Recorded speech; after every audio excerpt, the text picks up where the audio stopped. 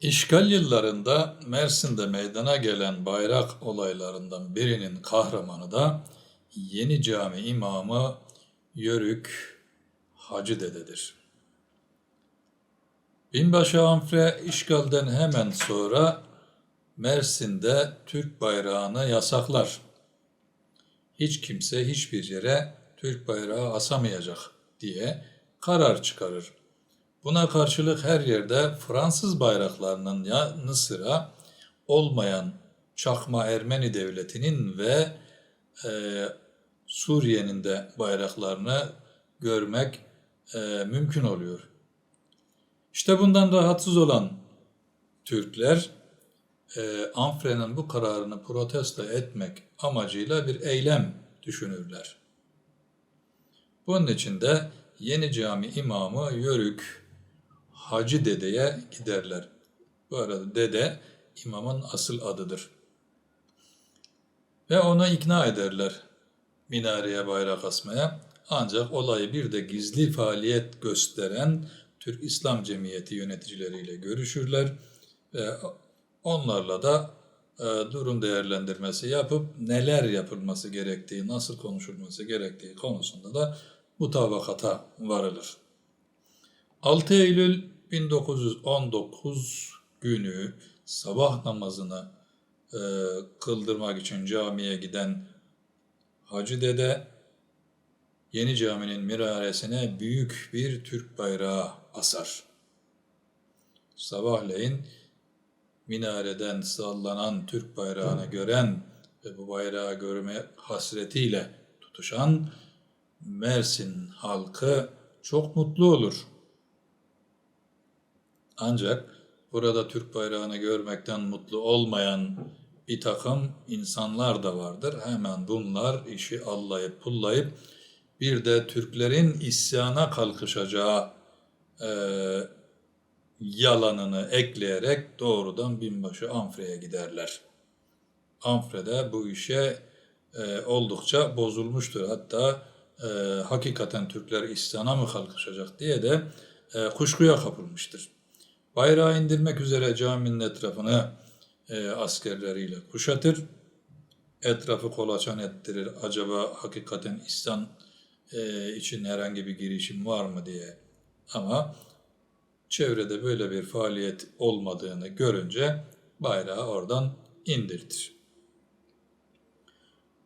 Suçluyu tabii ki fazla aramazlar. Kim asabilir bunu? Caminin imamı asabilir. Hemen emniyet komiseri Çakma Başçavuş Patini Hacı Dede'yi nazarete alır. Patini bu olaydan bir isyan peydahlamak ve Türklere yeni baskılar uygulatma arzusundadır. Ancak Hacı Dede Patini'nin sorduğu hiçbir soruya cevap vermez. En sonunda der ki sen boş yere uğraşma. Sen benim hiçbir şekilde muhatabım değilsin. Ben ancak binbaşı Amfre'ye ifade veririm der.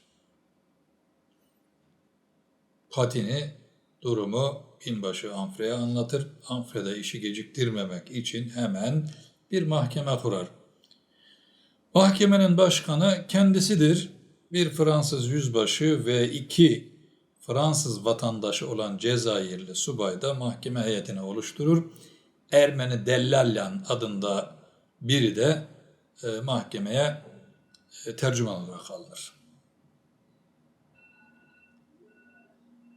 Karşısına gelen İmam Hacı Dede'ye bayrağı sen mi astın diye sorar binbaşı. Hacı Dede gayet sakin ben astım der. Sen bizim bu konudaki yasaklarımızdan haberinin yok mu? Hacı Dede var der. O senin yasağın. Ama Cuma bütün Müslümanların kutsal günüdür. Nasıl siz Hristiyanlar pazar günü dininizin icabını yerine getirmek için pazar gününü kutsal sayıyorsanız, İslam alemi içinde Cuma kutsaldır. O benim oraya astığım bayrak sadece Türklerin değil, tüm İslam aleminin bayrağıdır. Yani İslam halifesini temsil etmektedir der. Halifeden bahsedince iki Fransız tebaasında olan Cezayirli subay hemen ayağa kalkıp esas duruşa geçerler. Amfre bir subaylarına bakar, bir Hacı Dede'ye bakar. Hacı Dede devam eder, der ki, kumandan, bayrağı ben kafama göre asmadım. Senin askerlerin arasında bulunan bir sürü Müslüman asker var. Bana geldiler. Dediler ki, hoca, halifemizin bayrağını biz bu caminin minaresinde görmek istiyoruz.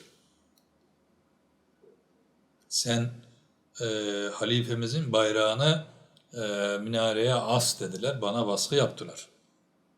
Ben kendi başıma niye asayımdır? Senin askerlerin istedi. O yüzden astım. Şimdi binbaşı irkilir. Bir yanındaki mahkeme heyetine aldığı Cezayirli subayların esas duruşa geçişine bakar, bir imama bakar. Endişeye kapılır. Acaba der, bahsedilen İslam benim askerlerim arasında mı çıkacak? Sonra tekrar sorar, ya burası der Fransız işgalinde. Sen bunu nasıl yaparsın? Yani işgal altında olduğunu bilmiyor musun? Hoca der ki, komutan bu bizim tercihimiz değil. Siz geldiniz, topraklarımızı kirlettiniz. Ama gelirken de yanınızda halifeye bağlı olan askerleri de getirdiniz. Sen beni değil de sorununu kendi askerlerinle çöz der. Onlar istedi çünkü. İşi büyütmek istemez Amfre. Çünkü askerlerinin isyan etme ihtimali göz önüne gelir. Der ki tamam seni bu sefer affediyorum ama bir daha benden habersiz böyle bir işe kalkışma. Kalkışırsan seni Beyrut'taki yüksek mahkemeye gönderir, hapislerde çürütürüm diye yüksek perdeden bir tehdit sallayarak Hacı Dede'yi serbest bırakır. Tabii ki kısa sürer Mersin'de Türklerin bu mutluluğu, bayrak inmiştir ama mesaj da gerekli yerlere verilmiştir.